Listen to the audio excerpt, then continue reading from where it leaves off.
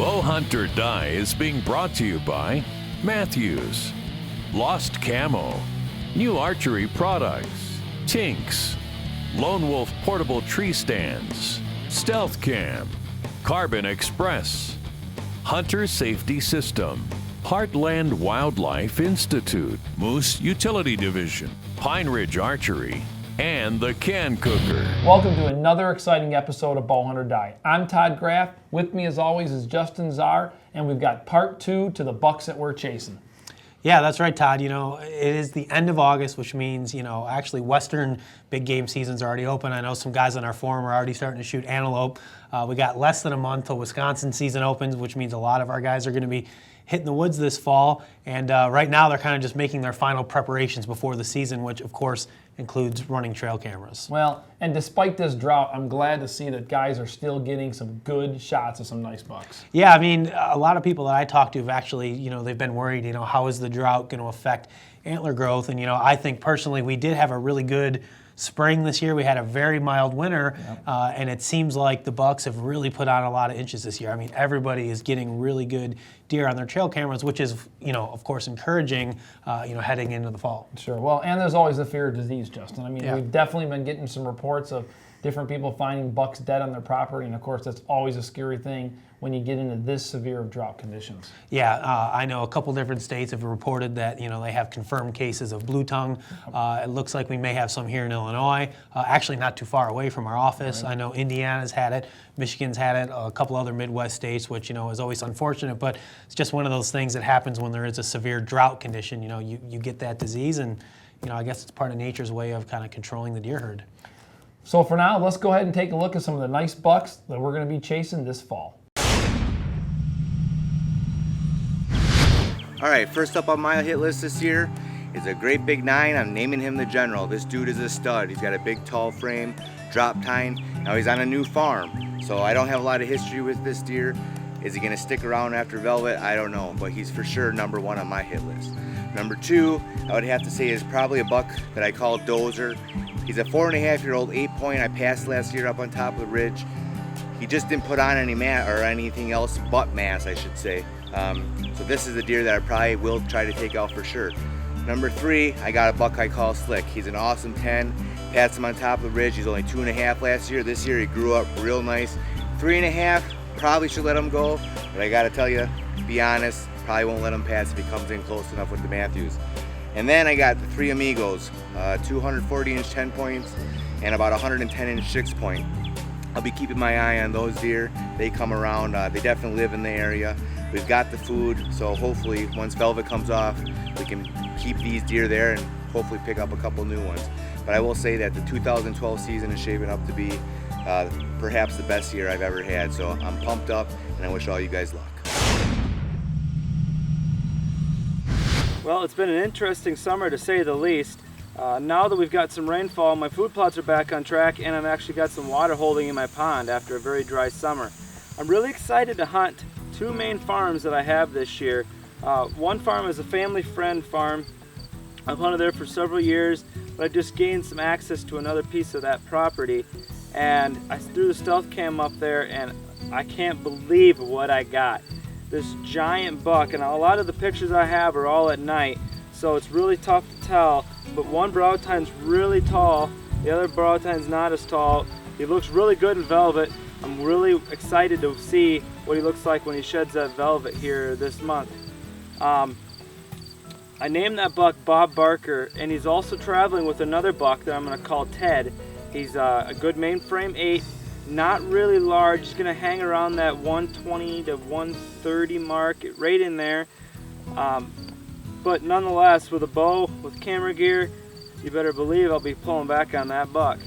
Last year we had my buck I call Show Off. He's a mainframe 8. He was 3.5 years old last year, and I actually got video of him on the hoof on October 25th. I was really excited to hopefully get a shot at that deer, but he came with another deer, and that deer caught me moving when I was self-filming. So Show Off at 10-15 yards stopped right behind some trees and didn't offer me an opportunity at him. I also have another buck. He's got a lot of junk all over. I'm calling him Ghost because I can't ever see him. I don't know where he's at. I'm guessing he's probably living on the neighbor's property and passing through because of the food sources that we have. And now I have another buck this year. I don't know exactly what I'm going to name him. He looked similar to what Ghost could be, but he's not as big. But he has some kickers off of his G2s. I'm really excited to see. Well, actually, he split off that one G2. I got one picture of him, but it was off in the distance in the food plot. I want to see him again on trail camera, if not in the stand this fall with my Matthews in hand. I'm really excited. As I've told you, about a month away. Lone wolves are hung. I've got some stands trimmed. I'm not keeping up on them like I should be. I should probably mow my clover plot one more time, but right now I'm ready to get in the tree. I guess our story with strychnine started 4 years ago. I had a picture of a real stud 2-year-old deer about 50 yards below this food plot. And we never did see him and never found any sheds of him, but I only had a few pictures of him. But the next year, he started showing up all the time, and he was a big mainframe 9-pointer. That's where he got the name. And real wide. I'd say that year he was probably low 150s. So we hunted him all year, never ever saw him or got to lay any eyes on him, or didn't really get any pictures of him late. So the next summer, start putting cameras out, and man, he's really blowed up into a giant. So we hunt him all year, never ever see him. But we come up here in this food plot one night, and Frank was hunting, and I was filming him, and it was just terrible cold out. We had him and a big deer named Snowbird, a big 8-pointer. They showed up and walked up this big ridge over here and out in the middle of the beans.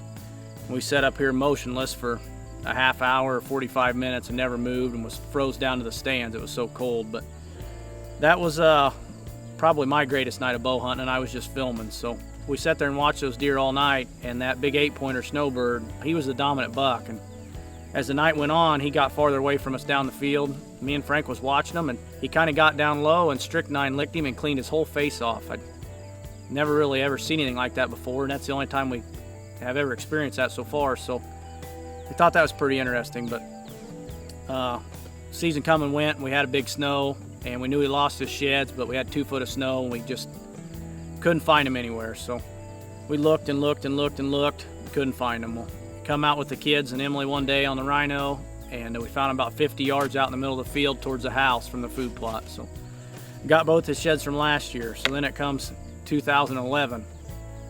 Got a lot of pictures of him now. I mean, he's here all the time. Start hunting him, never see him. Up here in the middle of food plot one night hunting, and I turn around and Frank says, "Deer, deer, deer," and his face was just ghost white, and it was him. He'd seen him for about 3 or 4 seconds. I never did get the camera on him, but it tends like he likes Frankie an awful lot and not me, since I've never hunted and seen him, only filmed and seen him. So we looked all over for the sheds this spring, couldn't find him, and I brought Emily and the kids down the food plot one day, and we were driving down the hill in the Tahoe, and Emily said, "Hey, there's one over there." And my little boy Avery said, "It's strychnine's." We jumped out and went and got it, and he turned into a real giant. He's about 177 or 178 inch 10-pointer with the sheds. So now comes this year, and we're getting a lot of pictures of him again. Now he's got a little companion that we're calling Tilt. He's running around with him a lot. We found his sheds last year, and we were looking for strychnines. I think the Tilt deer, I think he could blow into a giant. He's a big 4.5-year-old. I'd say he's gonna be mid 150s. I'd say Frank will probably shoot him as soon as he walks by. So if that happens, we won't have to worry about him anymore. But maybe I'll let him get by. I don't know. But he's gonna be a stud too. So we're gonna continue seeding this today and try to roll the seed in the ground with the roller tonight, or maybe tomorrow if it's not too tacky. And hopefully we can continue to get a little bit of rain and get these turnips up and get this started, and hopefully put a solid end to this story this season. All right, we just got back from Pepin. Grant and I were out checking 5 cameras. We had a couple of different stand sites that we had set up, and we're pretty excited. We found probably, I'd say 3, maybe 4 shooters on our stealth cams. We got one buck in particular that we have history with. He's a good buck, a real good buck. We called him Uncle Buck last year, and this year we got him probably probably about 15 images of him, and we were just looking at him, and I got some zoomed in shots and a few different angles of this deer, and it's going to be a giant. So that guy, we found him probably, I'd say 30 or 40 yards. We got photos of him from a good rut. Another buck we call the split brow buck. He's a good one too. He's in an area called the Big Woods where we had some action last year. A buck we call the Ghost. We got quite a few different pictures of him in different parts of the farm, and he's real white, and his antlers are like a velvet white. They're really light color. He looks old. He's a really old deer. And then in Minnesota we got one buck called Short Round. He's a lemon pointer. He looks real wide with real short points. Could be a good deer. And then I also got some great stealth cam photos of a group of velvet bucks. A bunch of 8-pointers, nothing huge, but definitely a buck that I'd be willing to take in Minnesota. I haven't had much luck at this farm, so it'd be one that I'd be willing to give it a shot. So that's it. Now we just count down till September 15th. We're getting pretty excited. Bow hunt or die. All right, guys, here we are in Northern Illinois, 2012. We're coming up on the Illinois opener. It'll be upon us here in less than 2 months. We got Wisconsin. We'll be in Wisconsin, what? September 15th. September 15th. We've had some crazy encounters here in the last 60 days. We've had the stealth cams out. We were hunting a piece of property that we had 3 shooter bucks show up on. And lo and behold, as we're getting excited and the pictures are starting to come in, the landowner contacts us and says it will be sold in 2 weeks, so we got to get our stuff out. So we did it the old-fashioned way. We went and did our homework, went and talked to the neighbor on the opposite side of the property and gained access. So now we're pretty excited. We're still back in the same location, about a half mile away. So we know we're still on the same bucks. We've got a non-typical, really freaky deer. He's got a big 5-point side with 3 abnormal points. And then on the right side, he's just got a big main beam that goes straight up in the air with three big tines coming off of that. We got the, what's the 110, like a 150 class probably?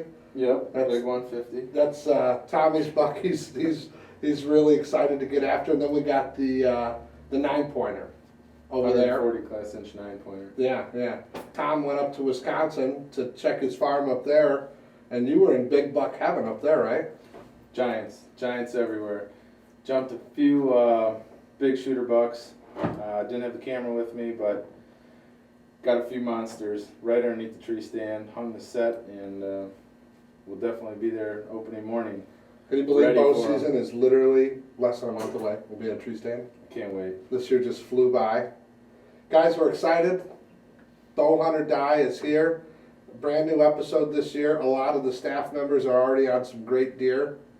We're all on giants like that. I think this year is going to be the year that it comes together for us. Last year I had a rough year. I didn't shoot a buck. So I've already named the big non-typical buck. His name is Redemption because he's my redemption from last year. So. Bow hunt or die. Bow hunt or die, guys. Stick with us. Season will be here in no time. So that's all we got for you today from Northern Illinois. We'll be back in the tree before you know it.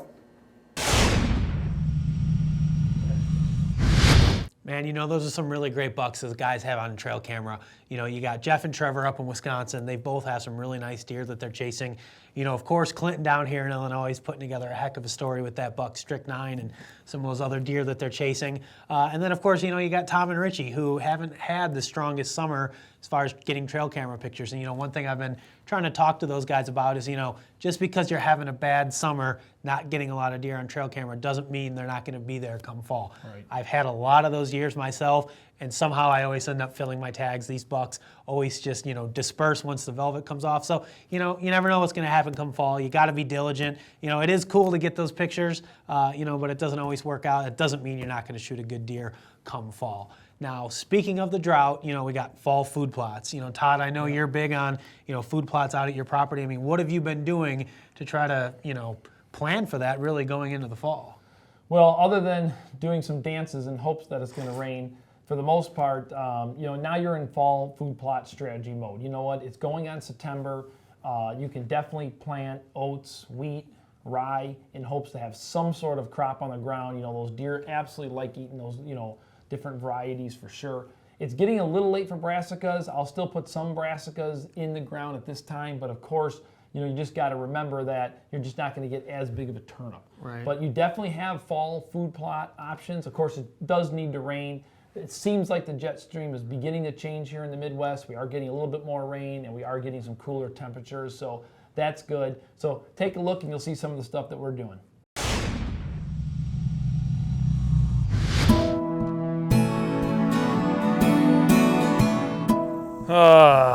There's nothing more frustrating when you get to your hunting property and you're all excited to see what your food plots are going to look like. And I tell you what, this is a total disaster here. This was a bean field, and this drought this year has absolutely just worn out so many pieces of property. A lot of friends of mine that have invested a lot of time and energy in creating those perfect food plots this year with this drought. They're saying it's about, we haven't had a drought like this in like 25 years. I tell you what, it's a killer. This here was the field that I actually harvested Captain Hook last year, and I don't know if you can remember it, but I mean, there was 5 foot of corn, beautiful clover strips. I mean, it's just dead, it's gone. I mean, come on, let's take a look real quick. You can see the deer have been in here eating them, but with the conditions, with getting absolutely no rain, they were able to germinate, but just absolutely not able to grow at all. I mean, it's just absolutely, there's gonna be nothing here for food this year. I'll probably, being that it's so late in the fall, I may hit it with 1 dose of Roundup. Whatever beans are growing can continue to grow and the deer can eat whatever's left. And then we're just gonna go and drill either some turnips right on top of them. I also have some seed from Heartland Wildlife Institute that's got some great fall attractant type plots. But basically, I was banking on these beans as being an absolute honey hole come December, and this year it's not going to happen. So we're going to have to go to plan 2. Hopefully this weather condition and patterns change, because at this point right now, just seeing this first field, I can already imagine what the rest of the fields look like. Let's go take a look. Well, this is almost embarrassing. This is not a typical Todd Graff food plot, that's for sure. And as you can see, it's just nothing but weeds took over this field here. Surprisingly enough, those bare root trees that we planted actually are doing really well. I think only I saw like 2 or 3 died, which is quite frankly amazing. I thought for sure they'd all be dead. Let's go walk around and see what else we got to do here. This piece of corn here tried to develop an ear, and you can literally see without getting any rain at all. I mean, it's pathetic. Unbelievable. You know, this is one of the, I keep saying this is one of my favorite places to hunt. I feel like I say that all the time. I just love this piece of property, but this little draw here, there was only 1 good tree that I could get my lone wolf in, and I started looking at this draw going, man, what the heck is going on? I think my tree stand's gone. Well, come here and take a look at what really happened. You have got to be kidding me. This particular spot was just so much fun to hunt, man. The deer would come right down through here. They'd come in over here. This was the biggest, best tree in this little finger. And I gotta admit, it's gonna be pretty tough to, I don't think I'm gonna be able to sit in this one this fall. This could get a little weird. Well, the good news is I wasn't in the tree when it fell, that's for sure.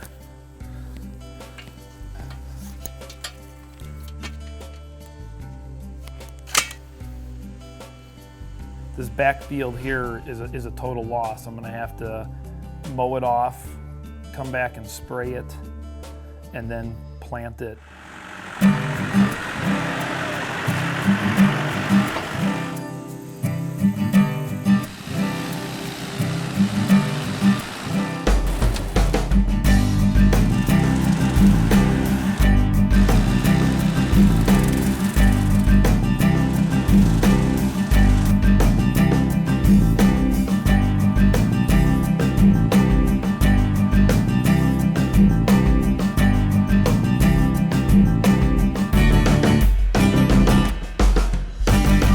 All right, guys, we just got done spraying this field, killed most of the foxtail that's in it. Now what we're gonna do is we're gonna go ahead and get our Heartland Wildlife Institute brassica mix in the ground and have a nice food plot here. So let's get going.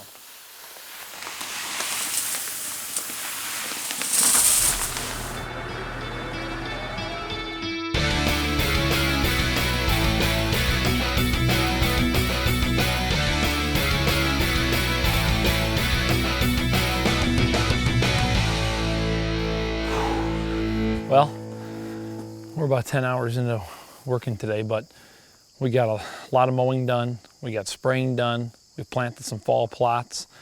We just loaded up a couple stealth cams. We got all their batteries in, cards are in. The last thing I want to do today is get a couple cameras set. So let's go ahead and see if we can go get these cameras set in a couple good trails right over here. We got one camera set, it's arming right now. It's a nice fence crossing right here, good trail. Let's slide up here and get a couple more out. What we got here? Okay, we got a couple stealth cams hung. It's getting late. Usually I got a nice creek that flows through my property. There's a couple of spots that I think are gonna be holding water. This year with this drought, water is gonna be critical. A couple of reasons why I'm putting this camera here. Number one, we've got several apple trees right over here that are dropping apples. The best spot that we found so far that's holding water is right here. We're gonna try to put this trail camera right there to see what we got coming through here. We got about 3 stealth cams hung in 3 selective spots that I wanted to. Got about 10 minutes left of light. I think if we get out here at the right time, we may see some bucks in some of these bean fields. Let's go.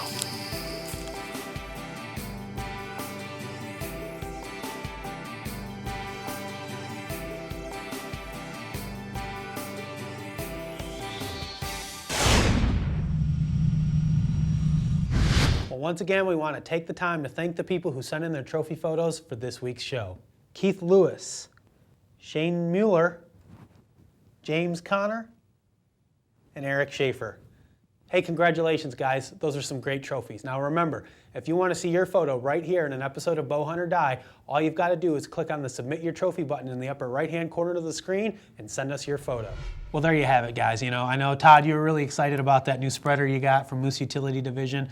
Looks like it worked great. You got some seed in the ground. It's really going to be interesting, I think, to see how well it comes up and, you know, how it affects your hunting this fall. There's no question about it, Justin. There's still plenty of time to get seed in the ground, so don't worry, guys. The jet stream has changed. We are getting a little bit more rain, and we're getting these cooler temperatures in the morning, which still makes for plenty of time for seeds to grow. You know, brassicas may not get as big of a bulb, but you'll still have food on the ground, and of course, with these conditions, the deer are still going to come, and you're still going to have a smorgasbord on your property or your little honey hole. Yeah, and I think, you know, another thing that, you know, you and I have talked about recently is, you know, for those of us who don't have food plots or don't have the means to put food plots in, a lot of times hunting those natural food sources is key. And I know for me, I was out last night checking my stealth cams, and I noticed the acorns are dropping everywhere. You know, you and I talked, it's kind of a survival mechanism for these trees.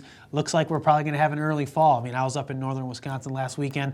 The leaves are already changing color. I think they're going to be dropping a little early this year, so it'll be interesting to see how that affects everybody's hunting. Absolutely. You know, generally speaking, Wisconsin, sometimes the acorns don't start falling later. This year, they're going to be on the ground earlier. I've seen several apple trees dropping, and guys, with these drought conditions, can make for a killer opening season. You know what? You find the right watering hole and the right food source. Right. With the deer having a little bit less options, it could be a killer opener. Yeah, it really could be an interesting season. Everybody's got a lot of nice bucks that they're chasing, so you never know what's going to happen. Now, one thing we do want to mention is this is the last monthly installment of Bow Hunt or Die, which means the next time you see us, it's going to be transitioning back to our weekly web show. You know, it's going to be after the opening weekend of Wisconsin bow season. We got 4, 5, 6 guys up there hunting. So the next time you see us, it's going to be nothing but hunting footage. So hopefully we'll have a couple deer on the ground for you. In the meantime, don't forget to check out facebook.com/bowhunting for daily updates, news, photos, and other exciting information. We also want to hear your opinions and your stories. So join us now and like us on Facebook. And Tommy's really excited to be out checking trail cameras in 100-degree temperature. Look at him. Smile for us, Tom. Tell us how happy you are. Extremely happy. Wait a minute. Now stay there.